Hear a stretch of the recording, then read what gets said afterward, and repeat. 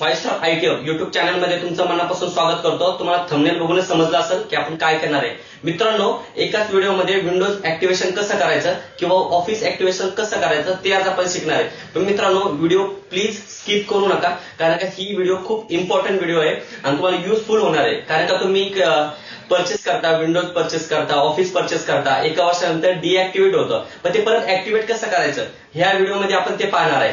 तर आपण time waste न करता व्हिडिओ डायरेक्ट सुरू करूया।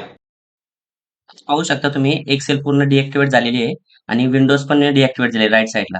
तर त्यासाठी मी पॉवर शेल ओपन करतोय कमांड लाईन आणि इथं आपल्याला कमांड टाकायची। ती कमांड तुम्ही आता मी डायरेक्ट कॉपी पेस्ट करतो माझ्याकडची कमांड, पण तुम्हाला ती टाईप करायची, जसे की IRM https /get activated win ही जी कमांड आहे ती पूर्ण टाईप करायची आणि एंटर करायचं आहे। एंटर केल्यानंतर सेकंड स्क्रीन ओपन होती।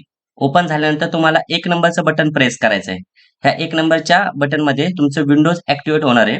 ठीक आहे, आता आपण एक नंबरचं बटन प्रेस केल्यानंतर हे पूर्ण तुम्हाला दिसेल, थोडंसं वेट करायचा।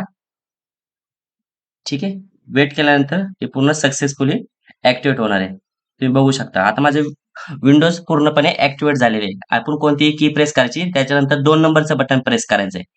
ठीक आहे, लॅपटॉप कीबोर्डचं 2 आणि त्यानंतर परत 1 नंबरचं बटन की प्रेस करायचंय। ह्यामध्ये तुमचं ऑफिस ऍक्टिव्हेट होणार आहे मित्रांनो। आता ह्यामध्ये बघा तुम्ही पाहू शकता, आता ऍक्टिव्हेट पण झालेले आहे। आता मी सगळं क्लोज करतो। ठीक आहे, आणि आता आपण मी चेक करूया की माझं ऑफिस ऍक्टिव्हेट झालंय की नाही। आता मी एक्सेल ओपन करतो।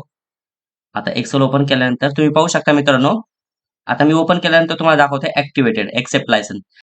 अशा पद्धतीने तुम्ही ऍक्टिव्हेट करू शकता। व्हिडिओ आवडल्यास तर लाईक करा, शेअर करा आणि सबस्क्राईब करायला विसरू नका।